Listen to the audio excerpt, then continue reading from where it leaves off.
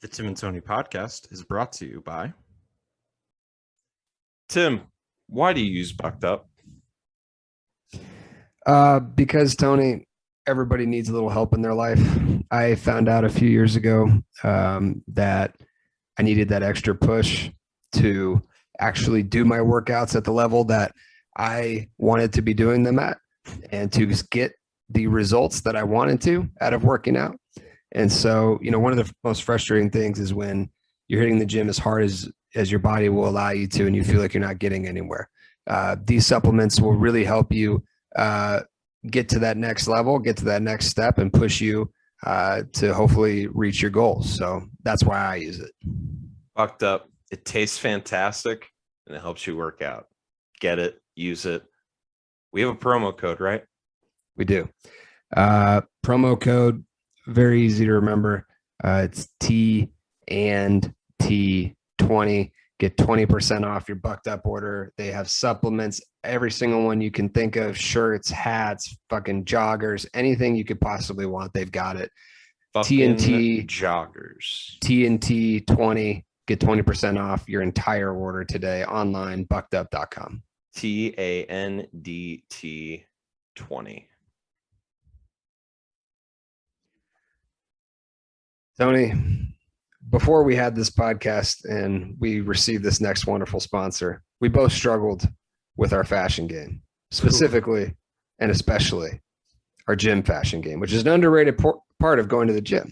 Yes. So please tell the people how they can get more excited about going to the gym and what company they can go to buy some stuff that'll make them feel better. So what's great is, wow, interesting. We're keeping that in. So all you got to do is go to titlewear.com, because what you're going to find there is you're going to find some of the most comfortable and flattering, might I add, gym wear on the market. They got hoodies, they got sleeveless hoodies, they got tank tops, they got t-shirts, they got shorts, they've got compression pants, and they've got sports bras, they've got leggings, they've got all of it. It's fantastic. The quality is amazing. It's made for workouts, so they're durable, and it's just plain comfortable. So, Tim, what's that promo code?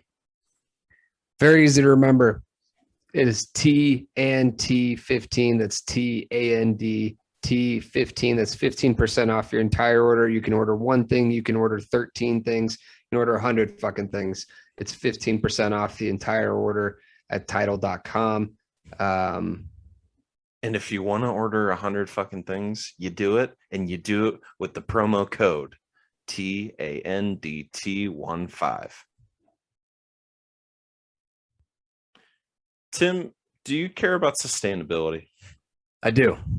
Do you care about comfort? I very much do. Do you care about style? A little bit. Do you care about just looking good? I really do. I really do care about all those things. I didn't mean to put sustainability. It feels like I put sustainability a little lower on that list than I should have. But I care about those things deeply. And in fact, sustainability is actually one of the best parts about what I'm about to talk about. Allbirds, they make incredible shoes. They make incredible clothing. They make incredible socks. Tell us about it, Tim. Welcome to the program, Allbirds. We're happy to have you on board. Absolutely. These are, no exaggeration, the most comfortable fucking shoes I've ever worn in my entire life. And you don't have to just wear them when you're having sex. That's right. That's right. I can't believe we just put that in an ad. They look great. They feel better, and they're good for the planet. This is a little bit different than we've done in the other ones. We're going to attach the link to go to Allbirds, where you can pick up not only a pair of shoes, a shirt. They're making joggers. They've got shorts, whatever you want. You buy anything on the store, you get a free pair of socks with it on us. If you do go to the store and buy some Allbirds, please use the link that's in the description of this podcast. Yes, and they don't do deals like this. This is like the only one out there Like, this is the one deal. So that's what we're bringing to you guys. You should do it. Get the stuff because it's a great company and they make great stuff. So, Tim, I don't know if you saw this, but Andrew Wiggins is a NBA All-Star starter. Yeah, I did see that. I actually did see that. We're recording this Thursday at around 8:30. I checked my Twitter actually just before we come on the podcast to make sure I don't miss anything in the world. That was one of the things that was out there. So, I mean, what's hilarious about it? There's a lot of things that are hilarious about it. Yeah. Number one, this guy gets vaccinated, messes around and makes the All-Star team. Shout out Kyrie. Number two. Wait, he's not vaccinated, is he?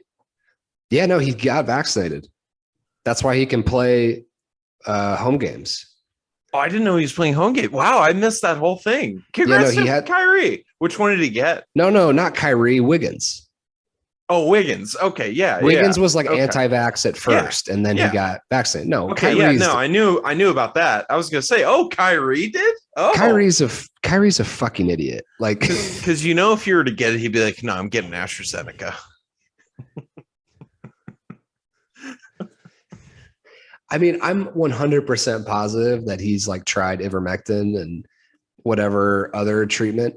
I mean, like, anyway, I don't even want to talk about that. So the Wiggins thing, yeah. Everybody talking about how Steph doesn't have anybody playing. He's playing with an All-Star starter, so there's that. And Draymond's going to be on the All-Star team too. So I mean, hell, the Warriors are going to have more starters than the number one seed in the West. And if he somehow makes a second one, the whole premise behind Wiggins was that he'd be a multi-time All-Star. So he's 50% of the way there. Traded him for Kevin Love. So, which once upon a time, which at the time wasn't that bad of a trade because Cleveland ended up getting a ring. We're kind of we're starting to enter our old guys on the couch phase of our lives. The Andrew Wiggins, Jabari Parker draft was like a real thing back in the day. Yeah. Which, it was the thing. Real quick though, you think we're entering? We've both taken up golf as a hobby. Like we're right. You think we're there? We're there. We think we're in the middle? We both have office jobs and we play golf in our free time. And we bitch about shit that the younger kids like into a microphone. So I think we're there.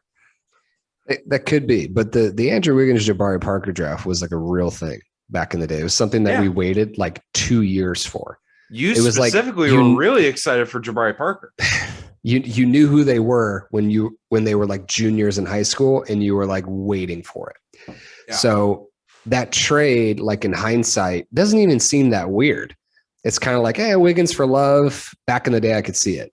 But no, like it was a real conversation. Like, should somebody do this with this guy who's supposed to be a multi-time MVP? Like, it was that kind of level of, should you do this? Yeah. And it's just funny to look back on that now and be like, of course you should do that. Like 100% you should. But now I don't think Kevin Love's ever started an All-Star game. So, I don't know if he has. He's obviously a multi-time All-Star, but I don't know if he's ever started. He might have for the West in like a weak year, but when he was in the West, it was a super stacked conference. So I don't know if he ever started, to be honest, especially playing in Minnesota. Like, who gives a fuck? It was like us and weird NBA people. Like, League Pass wasn't even what it was now. I mean, it was just kind of like people watching highlights on fucking ESPN, and it'd be like, Kevin Love put up more stats today. I mean, back then League Pass was what channel, like 3472. Wasn't even a streaming app. No, it wasn't streaming at all. It was like an add-on that nobody had. And so we were like experiencing the Kevin Love thing through the beginning of Twitter and highlights on ESPN, which weren't really highlights. It was like him making a shot and then a stat line and then us coming to wild conclusions about it. And Jay Harris is saying, and the Timberwolves lose by 28. Kevin Love, 28 points, 17 rebounds, 4 assists. Then you'd go to like your high school Twitter account that had, your 50 friends from high school or whatever on there. You'd be like, free Kevin Love, and you get like 3 likes. Yeah, it was. You got 3 likes on those? Damn. Back in the day, yeah. I mean, now I think I'll get like one. I'm on my burner now. I think I'm up to like 12 followers. Most of them are like porn accounts. So we're making big moves. That you follow? No, is it a mutual? Oh, okay. Look, I mean, look, you do follow that account, so you can look. I do not follow back, but it's okay.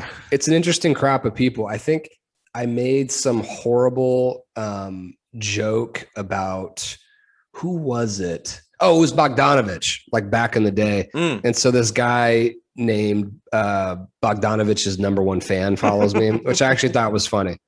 I thought that was very funny. Which Bogdanovich? The Utah one, the really ugly one. Oh, the exceptionally ugly one.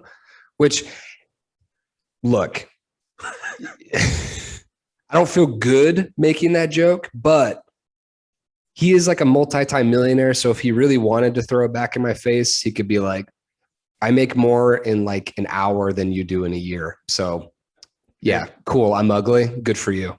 Yeah. Enjoy your life. And on that note, Ellis Monroe, please play us in.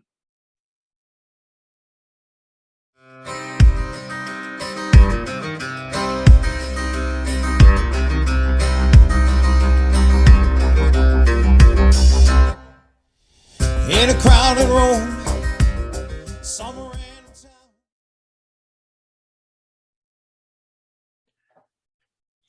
All right, we're back. So, Tim, we are talking today about Mandalorian season 1, episodes 4 and 5.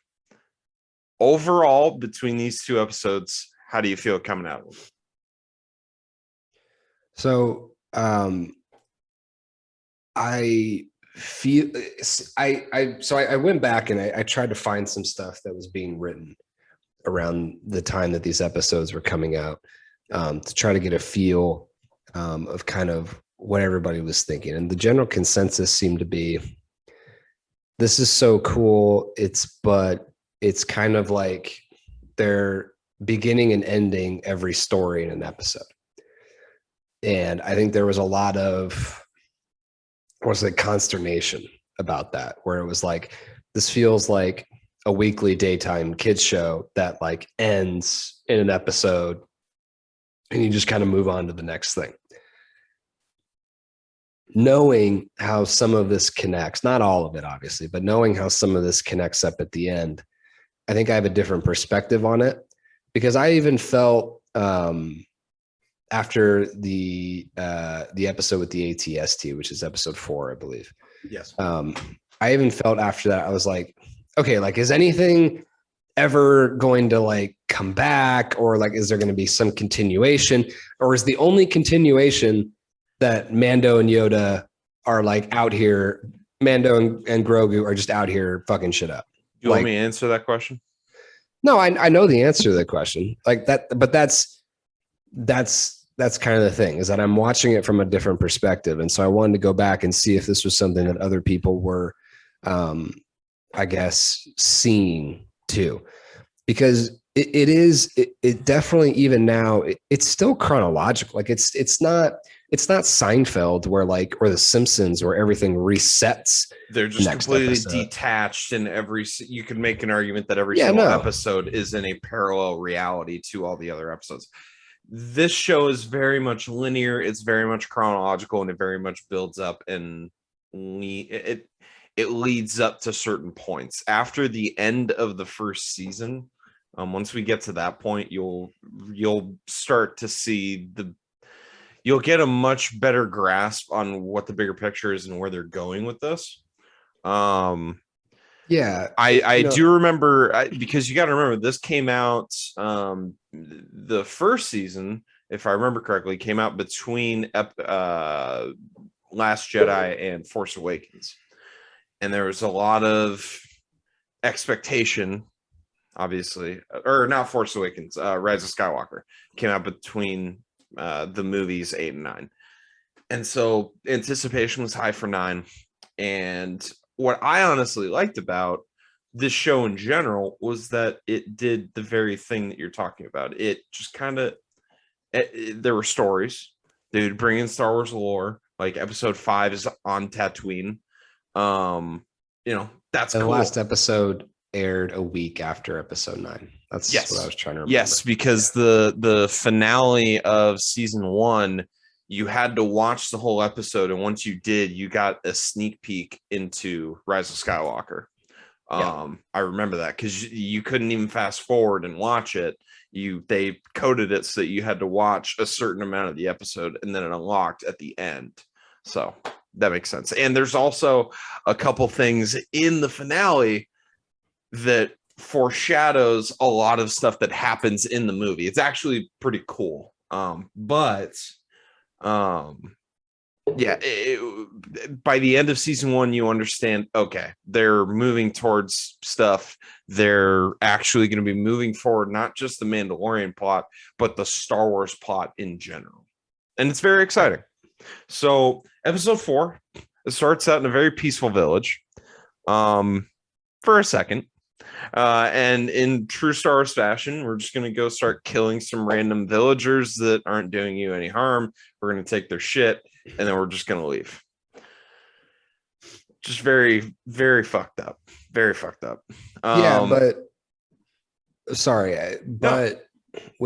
With that, I actually thought the reason that I think I got a little frustrated is because I wanted to spend more time with this group of people.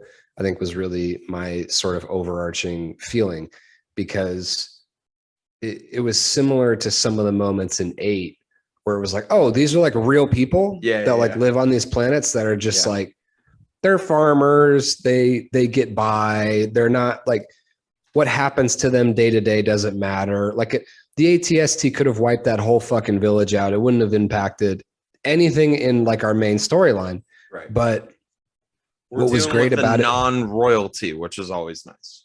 But what was so cool about it is like, not only was I attracted to it, but the main character is attracted to it. Like Mando for a second, in more than a couple ways. That's what I mean. Is that like even he's kind of like, oh, we could just stay here and hang out, and this could be what the story is. And I actually like that, because I don't think, correct me if I'm wrong, but with all of the main characters so far, there's really not been this, what kind of sucks is like being in the middle of an action sequence every day of my life. Like they all kind of have this sense of destiny. I'm supposed to be doing what I'm doing type of thing. Whereas Mando at least has the brief, like, you know what? Fuck this. Like I could just hang out here. I mean, Yoda just parks it on Dagobah and it's cool with just dying in the hut. But that's later. And that's Luke later. And Luke is, cool with just being parked on, I forget what the planet's called, but the planet that he ultimately dies hiding on. out. Yeah, but I'm talking about like on-screen characters, I guess, where like you see them have this moment on screen of like, because those two, it's already happened. And they all have main character syndrome, is what I'm trying to say, is where like your main characters in your stories, and this is not a fault. It's a characteristic of a lot of stories where it's like the main character wants to be your main character. Yeah. Whereas Mando, the interesting thing that they're doing with him is that there's a piece of him that does not want to be the main character of the story. And I actually kind of like that, which is why I was like, oh, could we stay just a little bit? Nope, we're gone. Yeah, we don't really have the main character that's like contemplating retirement, mostly because a lot of the times our main characters are young. Like they just started. We don't. And it's more fun to write main characters. Exactly. And want to be there. But like, think about it. The prequel trilogy, it's about Anakin, who's a child. And then the original trilogy is about Luke, who's a teenager or, an early 20-something. And then the sequel trilogy is about Rey, who is untrained or slightly trained until halfway through the second movie. Like, and, obviously Kylo is probably the closest to a main character that we have that isn't like, we don't see him getting trained, but like we don't have Mando's the first character. It's a good point that he's been around. He's a seasoned vet. He's been on a couple teams. He might have even done a stint in the G League. Like he might, and he's back now. And now he's putting up 18 points a game. And he's sick of people's shit. Yeah, he's just like, you know what? I might just take my money and move to Newport Beach or something. I might just go chill. This village seems nice. Yeah, obviously the village isn't Newport Beach in this scenario, but you get the point. So I appreciated that because it's a different angle, and it's much harder to write a character that way because, like I was saying, you want to write a main character that wants to be in the story you're writing, right? And it takes a lot of self-awareness to be like, you know what, the average person kind of has issues with being the main character of their own story, so to speak. Like most people kind of want to get away from shit every once in a while. And so to see that even for a brief moment, that it's like, okay, now I can relate to you a little bit. Like this life doesn't seem like it's super fun. Like I wouldn't want to have your life. Like I get that you're good at it, but that's the thing. That's why he's still here, is because that's his sort of purpose. Up to this point, his purpose has really just been be a Mandalorian, do what Mandalorians do, and just kind of, because that's his one family. Because as we find out later in this episode, he's a foundling. Yeah. And so his whole, and I'm not going to spoil how he becomes a foundling because we find that out later in the show, I believe in halfway through season 2. But his sense of family has always been this creed. His sense of belonging has been this group of religious warriors. And so he just kind of does that without much thought until he meets Baby Yoda. And I'll talk about the rest of the villagers in a second. Once he meets them, he sees a different life. But anyways, we then cut to Mando and Baby Yoda in the Razor Crest. Baby Yoda loves to touch things. That's going to be a theme. Mando is just trying to find somewhere to lay low. So he wants Baby Yoda to stay in the ship, but in very Padme Amidala on Tatooine style, he's not staying in the ship. He's going with. Mando brings a baby to a bar, which is always a curious choice. Gets him some bone broth. Then we meet Cara Dune, ex-shock trooper Cara Dune. They fight outside, as one does.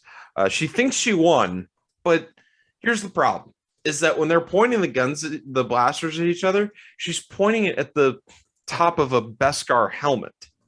So, right. Best case scenario, she shoots the blaster and the blast doesn't just come back and hit her square in the face. Best case scenario, it goes and blasts somewhere else. She lost. Right. Very much lost. So when they're done fighting, that's when we get the just best Baby Yoda shot of possibly the entire series, looking like a mom on Christmas morning. Got the coffee with the robe, just kind of staring. Just, you kids done? Are we good? Can we move on now? That's just precious. What was your feeling when you got that? When you saw that? It's precious. It's amusing, but it's also. I hate to make a serious thing out of what's basically a meme, but it is a meme. It's the meme from the show, right? He's unbothered by violent situations. You'll find out why. Yeah, it's clearly building to something. Like, you don't just have this innocent, sweet baby character walk up to two people fighting and trying to shoot each other and just being like, things are cool here, without what's up? Yeah, without there being some backstory as to why. So it's a nice breadcrumb to leave, because it takes just a little bit of thought. Yeah. But yes, it is cute. So yeah, then they go back into the bar. This planet ain't big enough for the two of us, or really the three of us. So she tells Mando that he has to leave. The villagers, as Mando gets back to the ship, some of the villagers go to Mando to ask for help. And once Mando hears that they live in the middle of nowhere, initially he's like, nah, you guys can go F yourself. I'm out of here. Mando, once he finds out that they live out in the middle of nowhere, he's intrigued. He goes and gives the money to Cara Dune to have her come with them to protect the village. They get there. The kids love Baby Yoda. Who doesn't? Mando meets what in another universe probably would have, at least could have, been Mrs. Mando. Hey, I mean, what I actually like that the kids like Baby Yoda, because I think that the creators of the show were able to pick up on, look, Yeah. it's hard to pick up on what's going to be popular before you put something out, but to make something that's literally out of your own head like that and know that it is going to have, not, you don't know the actual like mass appeal then, but you know that it's going to work in a way that you can, like, it'll be cute to have kids play with it type of thing, it's pretty impressive. So Werner Herzog, the guy who plays the client, the German dude, he The Nazi. well, he's a very nice man. In the show, yes, he basically plays a Nazi, but Yeah, that's what I mean. In real life, a very, very nice man and a very good filmmaker. He had like 90 different quotes about how much he loved the doll that they used for Baby Yoda. Oh, I'm sure. He had one in an interview where he goes, every time I saw that thing, my heart broke out of pure joy, happiness, and love for a doll, for an inanimate object. That's how beautiful that they made that character. And it's just like, whoa, damn, bro. Because he obviously knew more about the story than we did. And he's saying that stuff in the lead up to the show. They kind of knew, which, sometimes you just know, but it's not always that easy. I mean, ask Will Smith, who had Squad tattooed on his arm before Suicide Squad 1. They all thought that was going to be a big deal. Yeah, what was the other movie that he thought was Afterlife? Was it called Afterlife? And they had After Earth, and they had this like 30 movie outline of all these different spin-offs. They had this whole website. They had this whole theme park planned out where it'd be an immersive experience. And we got dangerous. I believe we got one movie, and that's it. So yeah, it was a bad one. It was a really bad one. I think it lost money, which is actually hard to do, especially with Will Smith as your lead. So Mando meets Mrs. Mando. What could have been. We get the background that Mando is a foundling, and then he's part of the Mandalorians that don't take their helmets off, because there is a portion, again, for our Clone Wars viewers. There's different sects of Mandalorians. Some don't take their helmet off. They're the more like religious zealot type, whereas there's others like Bo-Katan, who helmets are just armor. They don't serve any other purpose to hide their identity. So we do see Mando take off the helmet to eat, but he's by himself.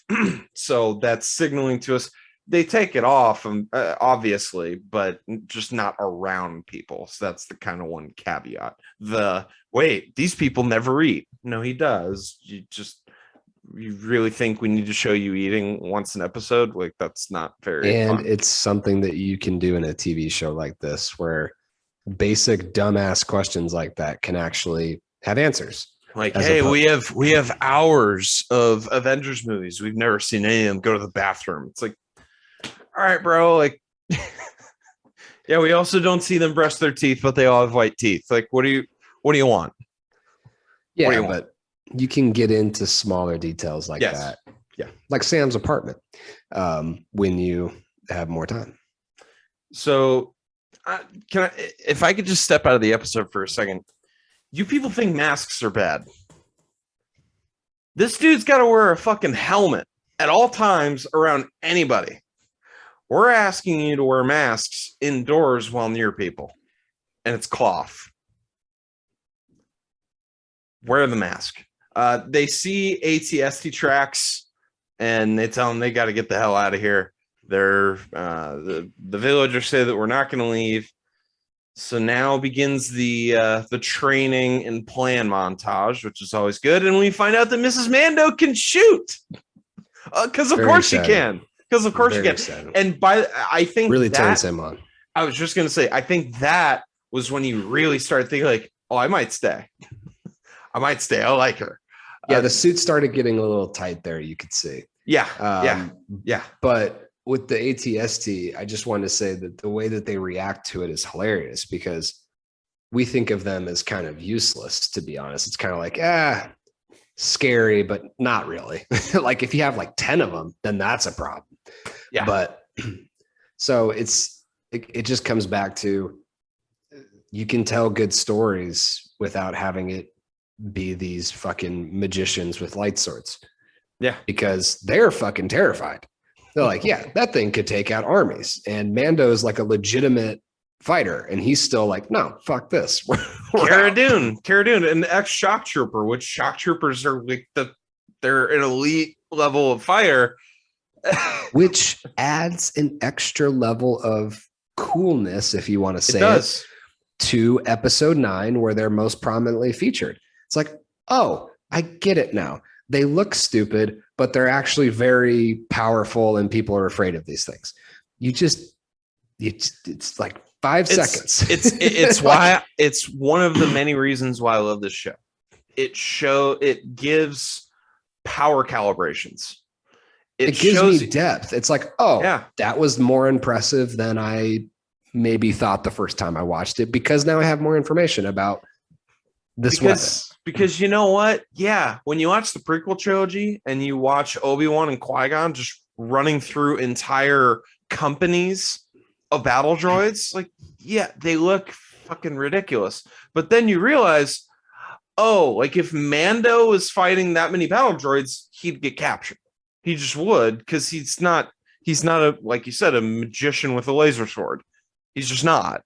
So there's different powers, and the season 2 finale especially shows us the power imbalance. It shows us how different it truly is between, a person like Mando and some other people. So because for the record, again, I'm not steeped in Star Wars fandom, but there was in my dad's and your dad's generation of the original episodes, like, who would you rather have? More my mom. My dad isn't a huge, but yeah. Like, who would you rather have? Like, on the one hand, Han Solo's a great shooter. On the other, like, Luke can move things with his arm. And it's like, this show actually gets into the fact, okay, there's not, like, fighters and Jedi don't work together. Like, they're not, like, that scene in episode 2 is even more patently ridiculous, where you've got you've got Padme shooting a gun next to like 30 Jedi. It's ridiculous. Yeah. You actually think about it for a second, and it's like, okay, that's actually really good though, that you're doing this to give an idea of what the hell it is we're dealing with, because all we've ever known is there's these things called midi-chlorians, and Yoda has a lot of them. Midi-chlorians. Yeah. Yoda has a lot of them. And apparently the more you have, the stronger you are. But I don't know what the difference is really between a weak Jedi and a strong one, other than the strong ones are the main characters. And then it turns out that really, the difference between Yoda and, say, Obi-Wan is the difference between like $10 billion and $1 billion. Whereas, you and I would be $20 in a sense of power balance, because it's like, yeah, any Jedi can really run through a really big group of battle droids. Any normal person, 20 battle droids, they're probably going to get captured. Yeah, because like there's no way for you to defend yourself, and you can't predict shit before it's about to happen. And another issue that always comes up is like these fucking droids and these. Like these are the guys that took over the galaxy. These people are idiots. Like, right. They like, how are they like ruling over people until you're like, oh, okay. Because they're super fucking powerful. They have a lot of ego and hubris, but They're super the best powerful. fighter in the show, like it took a lot to take out, like 4 of them. Right. So if you had 20 of them patrolling a city, okay. Not everybody's walking around with a lightsaber. Like, I get it. And in fact, very, very few people are, because like we'll get more to what I was just about to say later in the show. So Mando and Cara find the Raiders camp, and they beat the shit out of them until the ATST shows up. They run back to the village. The battle begins.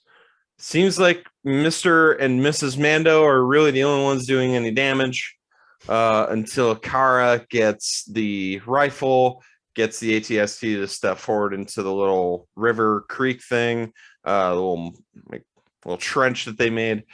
They blow it up and they win the battle. Mando wants Baby Yoda to stay after being there for a couple weeks. Mrs. Mando really wants Mando to stay. He doesn't let her pull the helmet off, though, which is the signal that he's not staying. Almost did. Almost did, though. There was some She got movement. a little leverage. She got some leverage. It was like when Cap was wiggling the hammer in Age of Ultron. Like, yeah, you could see it. It moved. It moved. So, he had a long time to push her away before that moment. That's all I'm saying. He did. And then we got some asshole with the tracking fob that thinks they know what they're doing. When I saw it the first time, I thought Baby Yoda was dead. But obviously, Cara is the one that shoots, and it shoots the bounty hunter in the head. But let me just say, if there's ever anybody that I ever meet that has Baby Yoda in their crosshairs, I will die protecting Baby Yoda. When I saw that, I had like a negative biological reaction to just seeing him in crosshairs and hearing the blaster fire. Yeah, I mean, again, these are the problems with watching it later. Yeah, is it's like you know how many episodes are left. You know that he's involved in the very last scene because you've seen it on TikTok 100 times, and yeah. So, well, because I mean, this show isn't called, Grogu or The Child. It's called The Mandalorian. So at any point, they could kill a secondary character. At any point. And there's presumably other rare shit out there. Yeah. Which is what this show, I think, is really supposed to be about, is that, like, okay, there's real people that exist on these planets. They're not all like resistance fighters and Wookiees. Like, there's farmers, like they grow food in these places. Right. And there is a lot of other important shit going on in corners of this universe. Yeah. Like Grogu or whatever the fuck he is. Like there's these cool little intricacies in different parts. It's not just the Skywalker family and what happens to that one little lineage. Like, and they're bigger than that. And they're friends. Yeah. It's like, it's a little bit bigger than that, which is refreshing after all 9 movies are. Yes. It's like, so does anything else matter? Like, is it just, it's all about like taking over the galaxy and this one family's lineage? Like, that's just, we're going to do that. Yeah. We're going to do that over and over and over again in each trilogy. And you're going to make me think that, oh, maybe they're going to win this time. And then they're not. Like, well, hey, it is Rey Skywalker, so we might not be done. That was the dumbest fucking, sorry. Okay, go ahead. Mando and Baby Yoda, they got to leave because obviously now they know that the Bounty Hunters Guild know where they are. We say bye to Cara Dune for now. We'll see her later. And that's episode 4. How did you like episode 4? Honestly, I think that my sadness at the end of it was only because I probably enjoyed it the most so far. Oh, okay. That makes me happy to hear. No, I mean that sincerely, because like my frustration or sadness with like, what, we're just fucking out of here is like, because it was like, okay, like it has just the right amount of touch in it where you're like, okay, there's children here. Like there's normal things happening that I can kind of relate to. Not really. I can't relate to a fucker who doesn't take his helmet off and like fights people. Yeah. But I can relate to wanting to drop some things in my life for a woman. Like there's like it's more than just kissing your cousin or your sibling. Sorry. No, I wasn't trying to get into the southeastern United States. I was trying to make a incest sibling joke. Say the rural voter that we've spoken upon before. In this, yeah, we really did do a drive-by shooting of that. Have we analyzed our numbers in the Southeast since I made that comment, or have we just kind of avoided doing that? Yeah, Chris, Jesus, can you let us know? Can you let us know what's going on, man? I'm sure we don't read as much of the hate mail as we did at the very beginning. I'm sure that like the entire state of Alabama, all 10 of those, they don't have shitheads. Internet. They don't have internet. That's actually true. They're scared of 5G. They don't listen to podcasts. So start of episode 5. Mando is in a dogfight with another bounty hunter that's coming for the kid. So we see that the fight to save Baby Yoda is still ongoing, and kind of a signal that it's going to be ongoing for quite a while. The bounty hunter uses Mando's line. I could bring you in hot. I could bring you in, or I think I could bring you in warm, or I could bring you in cold. They use the 1970s controls, which is a very nice touch. They do. Then he gets killed. Just a great opening sequence. You see Baby Yoda in the chair going around and all that stuff. He's doing well. Mm-hmm. The Razor Crest is now all kinds of messed up and limps onto the closest planet. Pause for suspense. Turns out to be Tatooine. Mos Eisley Spaceport. We're here. And let the nostalgia begin. Because we see pit droids. We hear mention of Beggar's Canyon. He's walking through, I guess, downtown Tatooine. Well, really just Mos Eisley. I remember the first time I watched them, I'm like, oh, they've got to go to the cantina. They don't, but the cantina is there, and it's there in my heart. Yeah, so real quick on this. Yeah. Because there has been a reluctance in Star Wars, at least in the sequels, meaning 7, 8, and 9, to go back to places that we've been before. For instance, Rey's planet, we all thought was Tatooine when we saw the trailer. Turns out it's not. The prequel, and it really is nowhere. Right. Like there's this reluctance to go back to planets, which I actually kind of respect. Don't do the same gag twice.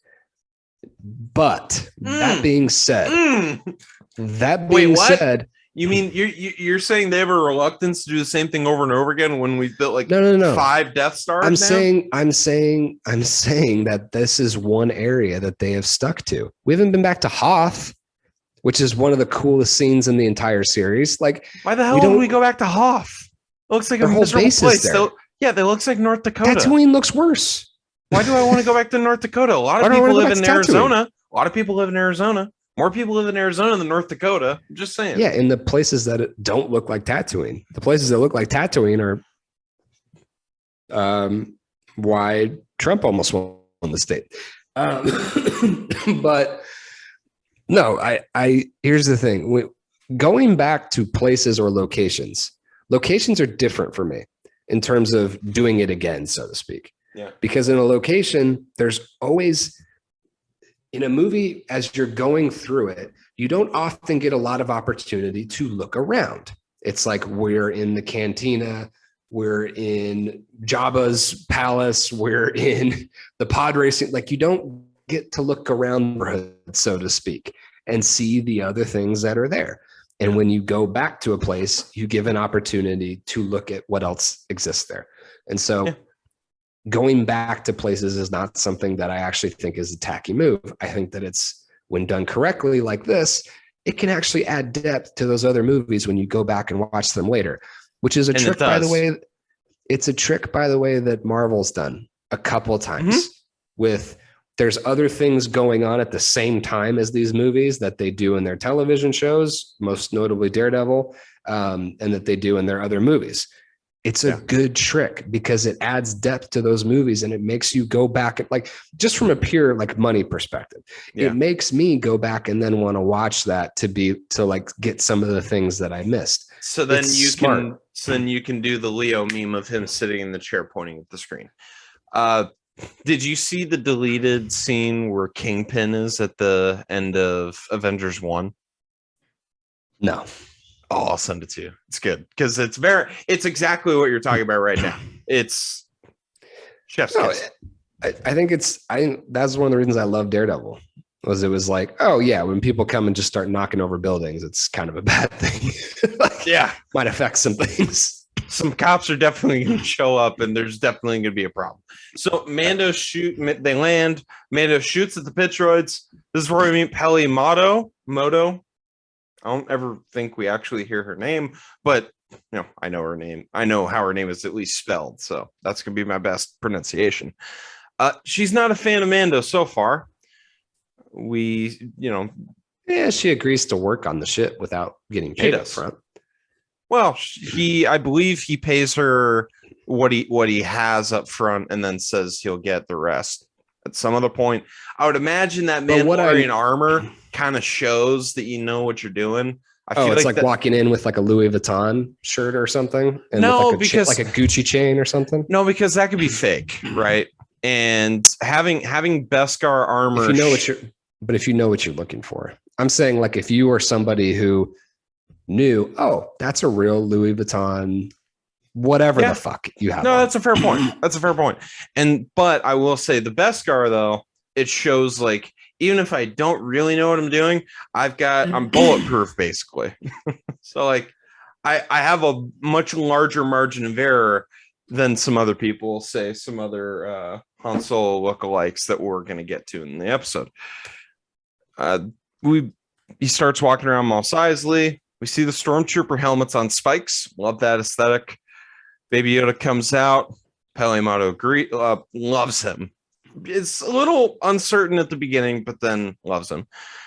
We find out that the guild doesn't operate on Tatooine, but then we meet this is going to be an ongoing joke throughout the episode, but Clarence Rock Han Solo shows up and tells Mando about Fennec Shand. Fennec Shand is, an elite assassin that like, hey man. I thought he was more like sorry, I'm not well versed in the names of fraternities, but he just seemed like your average Alpha Chi, Beta Chi, blah. Yeah, who the fuck knows? I don't give a shit what these things are called. Like he's Figma Psi.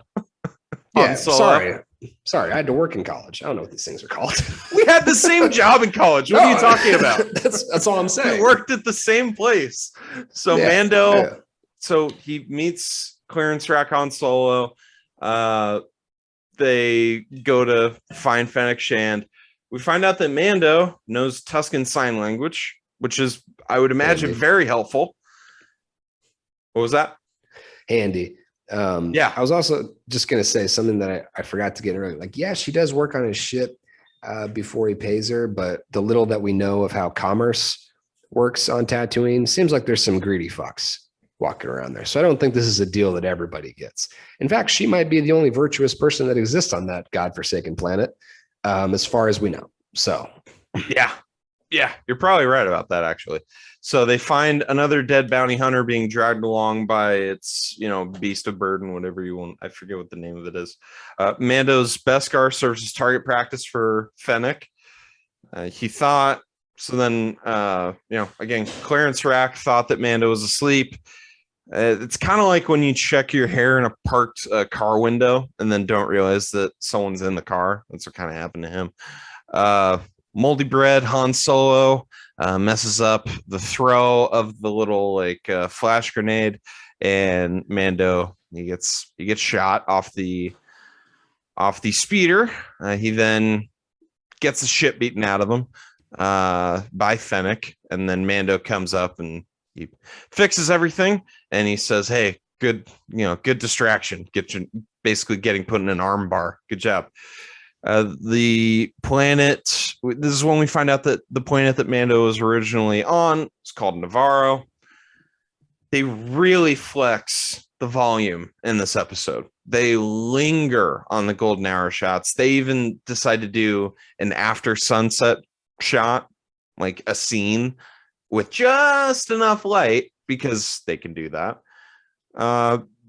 Fennec makes what I'm going to change up the way that I refer to him.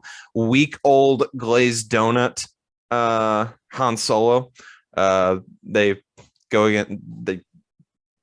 Fennec gets him to switch over against Mando, and then shoots Fennec and leaves her for dead. Leave a foreshadowy, score tone here. Left for dead. Mando gets back, and soggy lemon cake Han Solo is gone.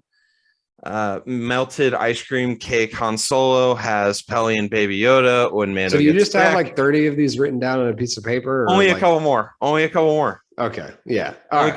I appreciate it. I'm making the joke of the stuff that you find on a clearance rack. Right.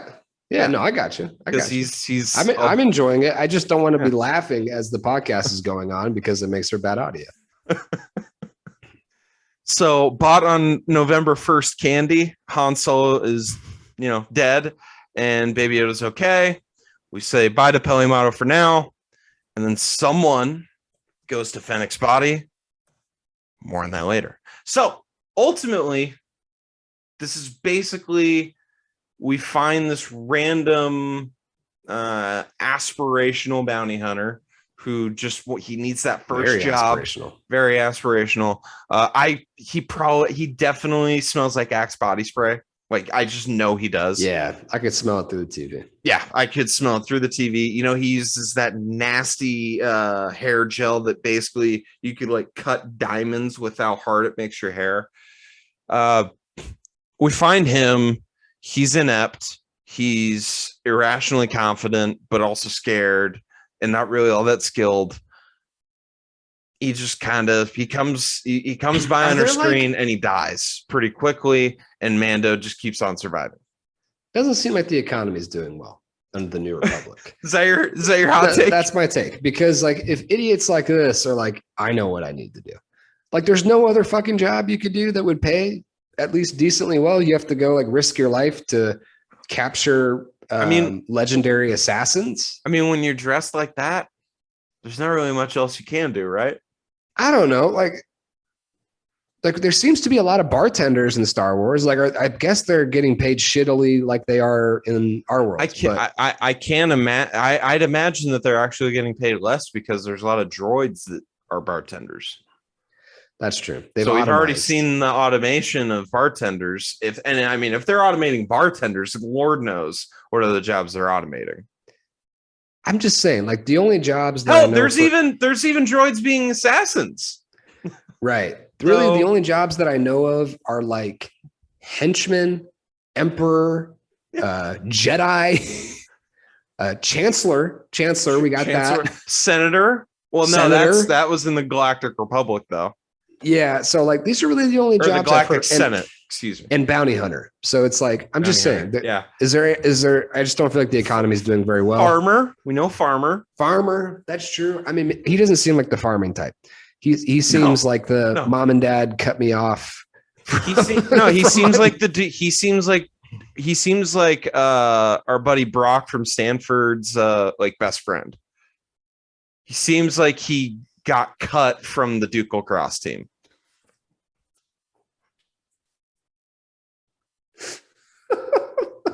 Okay. Am I wrong? Oh God. Look, I think you're right. He seems like a piece of shit, is what I'm saying. He doesn't seem like a good person. No. Or smart or capable of really anything.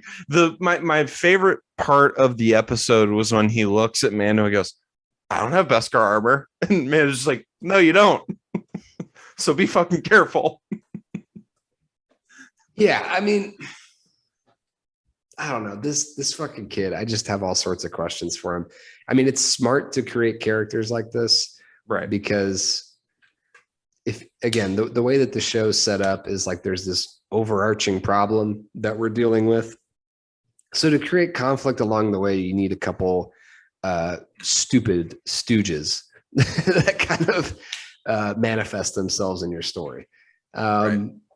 I think the November 1st Han Solo candy or whatever the fuck you said. Bought on November 1st candy on Solo, because again, it gets thrown to the clearance rack. I'm not particularly interested in what happens to him. But he's dead. Fun. Yeah, I know. It was a fun ride.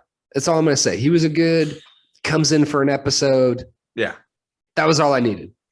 Which I believe we're gonna get another comes in for a couple episodes. An actor, a comedian that you and I both love. I don't think you know who's coming, but he's going to be in it. And he's very much of the approach. Hey man, it was a job. Relax.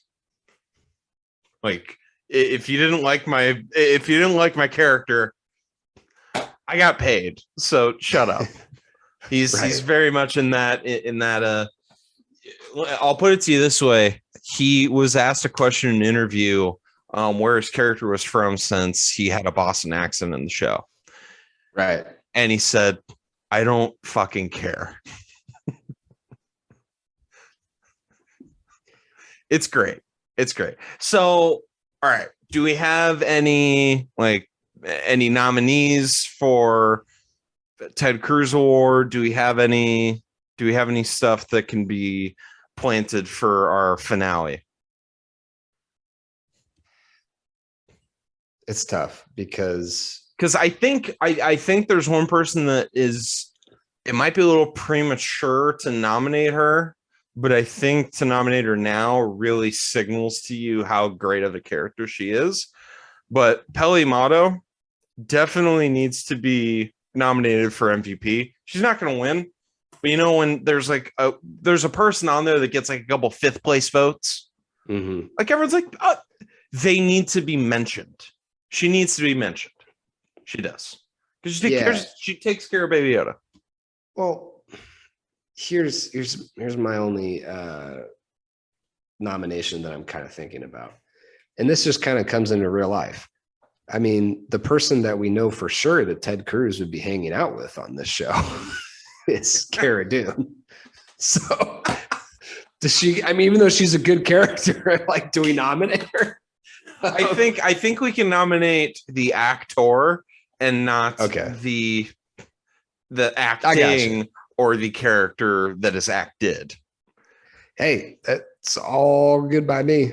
There's plenty of really horrible people that are actors that are in movies that I have watched many, many times over. So, I mean, John Boyd's a national treasure, guys. Come on. Clint Eastwood's in how many movies? Mel Gibson had a couple good ones. There was a couple that weren't awful. He himself is an awful human being. Yeah. But there was a couple that I was like, that was a good 2 hours. I mean, Howard Hughes, even Howard Hughes, factually inaccurate. Yeah. But good 2 hours. Leo likes dating children.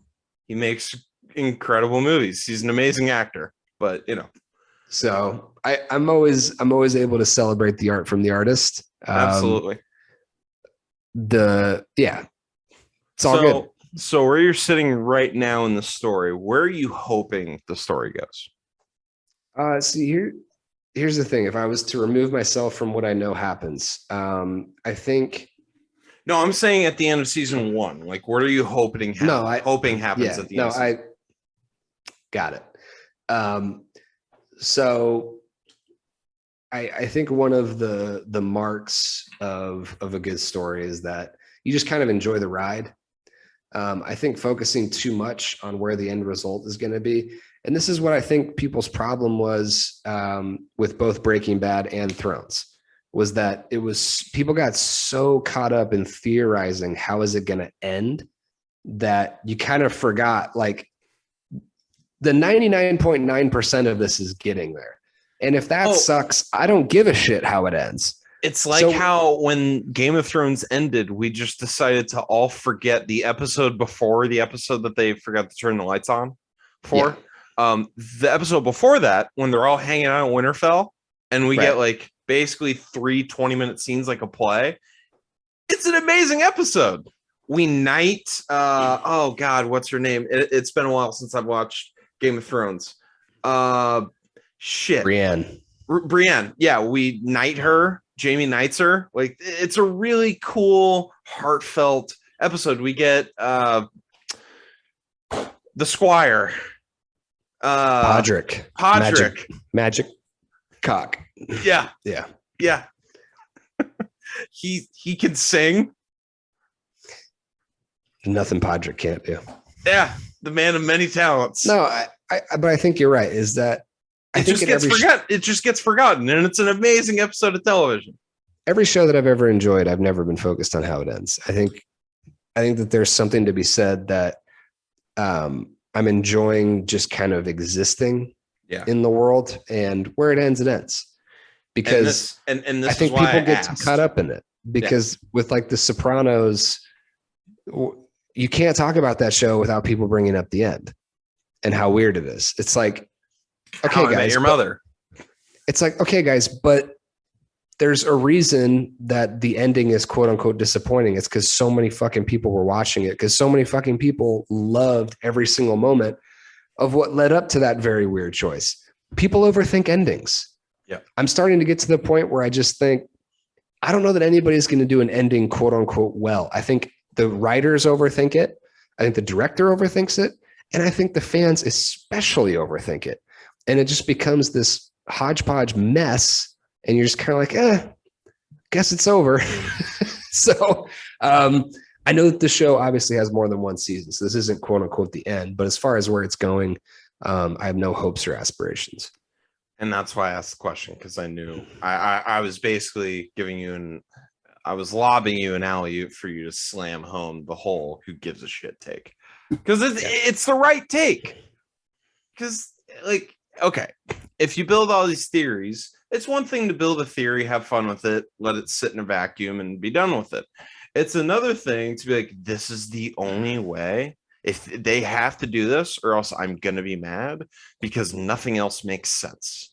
It's like, well, okay, this means you're not enjoying the content, and that you have such an ego that you think you're better at writing than professional writers that got hired by the biggest entertainment company in the world. Yeah, I mean, to put it nicely. Yeah, just at a certain point, you just gotta let that shit go. Like, yeah, it's fun to talk about this stuff. It's fun to theorize. I do it too. And I do it all the time. But you can't let it control how you view a piece of art to the point where it's impossible for you to enjoy it. Which, yeah, the last season of Game of Thrones isn't great, but it was impossible to ever be like, it was never going to be enjoyed. It didn't matter what happened. It just reached this fever pitch. There was no version of that last season that was going to appease as many people as were watching it. Can I be a hypocrite for a second?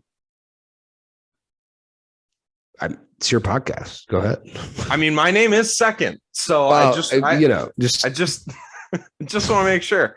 I do think if they would have just killed everybody and the Night King sat on the throne, I do think that people would have enjoyed that, and I do think that would have been the right ending. But again, yeah, let me be a hypocrite for a second. Now, yeah, no, I got you. But then everybody's got their own version of that. That would have been, everybody would have liked this. It's like, well, probably not actually. Yeah. So, I mean, no, Tim, I'm a better writer than Benioff and Weiss. Come on. No, all I'm saying is, like, I think that the fact that they came up with an ending that out of all the theories that were out there, nobody came up with, and you can say nobody came up with it because it was so fucking stupid. So awful. Like, yeah. I mean, you can say that all you want, but it's like, you didn't see it coming. I don't like how we got there either. Points for creativity. But, again, I think that these quote unquote endings are just overthought to death. Yeah. And I think that it creates for some rates. Yeah, I mean, there you could even gamble on who's going to end up on the throne. You could bet on it. Like that's a problem. You could bet on something that people very much have control over, much like how you can. And Bran was the favorite. Bran was the favorite at the end. Like, and everyone was like, "Well, no, I'm not going to bet on that. That's boring as fuck." Yeah. But obviously, if they're going to put the line up, they know who it is. So they're just going to kind of operate that way. It's like how we have lines for WWE.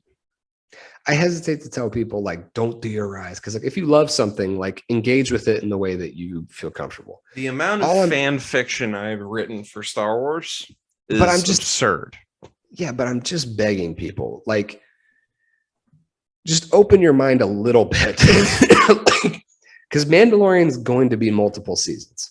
Okay. There may even be 5-6 seasons of this thing. And there may be 1.5 2 years in between seasons at some point. And it's going to give you a lot of time. Like between seasons 2 and 3. Think and theorize and think and think and think and think. And you're going to fuck yourself up. Okay. Like it happened to Bad when they had that weird in between where they cut season 5 in half. And they came back and everybody was pissed off with ending the way everybody knew it was going to end. It's like, yeah, for the old people in the room, Bad is slang for Breaking Bad. Yeah. So I don't know. I just, my hope is, I think it's a false one. I think this is one of those things that as you get older, you're just going to be disappointed if you keep hoping for it. But my hope is that the way that we consume shit, gets less, how do I say this? Toxic. Less toxic. So less fucking annoying to read and to engage with and to deal with. And the reason why I've loved The Mandalorian is that we haven't, like, there's been theories. It's new. Well, hold on. There's been theories, but up to this point, and it's been around now for 3 years. Give it time. But we haven't cannibalized it yet as a fan base. We haven't cannibalized it yet. Again, I said yet, but be positive. Don't be the guy that's like, oh, we're gonna fucking do it. Well, Succession was like that. The first 2 seasons of Succession were very pure, and then everybody hates the 3rd season because that's when everybody got on board. But just give me a second. This has been the one bit of Star Wars content, along with Clone Wars and Rebels, that we've just been kind of enjoying. We've theorized, but not to the like mental anguish that we have the rest of the content. So I'm hoping, because everybody loves Dave Filoni. Dave Filoni could... Everybody loved the Game of Thrones guys. But he could go into the middle of Fifth Avenue and shoot somebody, and we're still going to give him a new show. That's how the Game of Thrones guys were. But the Game of Thrones guys were kind of dicks. No, that's not true. They were a little bit dickish about how they ended the show because they after season like, we don't want to work on this anymore. No, that's not true. At the end of season 7, so the books end midway through season 7, and the last 4 episodes of season 7 are the best episodes of the show, and they're not based on the book. Yeah. After that moment, that's when they got the Star Wars series. That's when they were on top of the world. They could have done anything they wanted. They could have shot multiple people and nobody would have said shit. Like, I'm talking point, yes. I'm talking at that moment. I'm not talking about at the end. And I'm talking like Filoni may get somewhere near there where it's like, this guy can't do anything wrong. Be careful with that. And this is his third project. Just be careful. I'm just saying. No, I'm just saying. I'm begging people to be careful with that because the Game of Thrones guys reached that point. The Breaking Bad people reached that point. The Sopranos people reached that point, and they all, at the end, people got pissed off, and those people didn't necessarily go on to have the ridiculous careers we envisioned for them. But the only reason why I would beg to differ, and then we can get out of here. The only reason why I would beg to differ is because Clone Wars, the ending was perfect, and that's a consensus. Clone Wars ended perfectly, and it's a consensus that Rebels ended perfectly. So, and he was basically sounds like he's due to fuck up, or he's just good at this. who knows? I mean, Marvel, you would imagine they would have fucked something up by now, and they really haven't on a grand scale. So we'll see.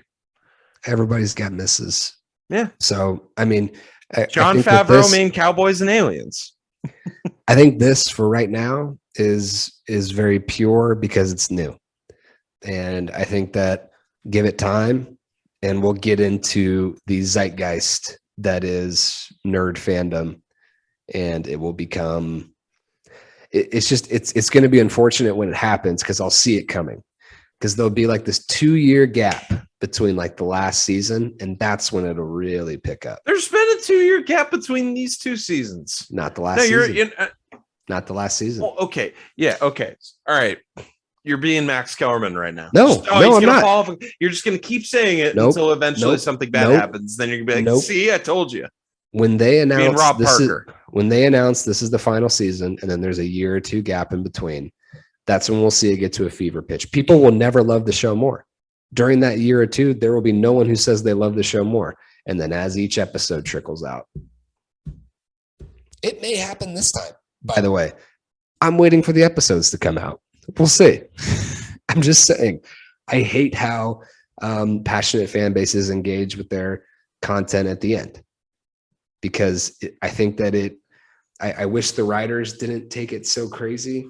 I think they make less mistakes, but even when they do make quote unquote mistakes or do things that you're not necessarily think they should have done, there's a reason you're watching. So, well, for Max Kellerman, my name is Stephen A. Smith, and this has been First Take.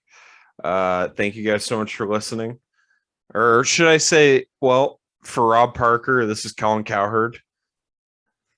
No, nothing. That's terrible. That's terrible. Tom Brady's done, guys. He's done. 10 years later, Tom Brady's second in MVP. Tom Brady's done, everybody. So they can find Tim at LeDuc32. They can find me at Felix3412. This has been another Mandalorian episode review. 6 and 7 will be coming next. And then we've got a special guest, everybody's favorite red-haired comedian, TJ Miller lookalike, will be on to talk about the finale. Thank you guys so much for listening. Ted Cruz, the actor who plays Cara Dune, please go fuck yourself. Ellis Monroe, please play us out. One day, someday, fiction girl. She's my one day, someday. She's my one day, someday. Gotta have her, gonna call her baby. One day, someday. She's gonna call me baby, gonna have a family. I can see it in her eyes. Our future's so bright. Gonna wake up by his side. One day, someday. She's my one day, someday. Fiction girl. She's my one day, someday.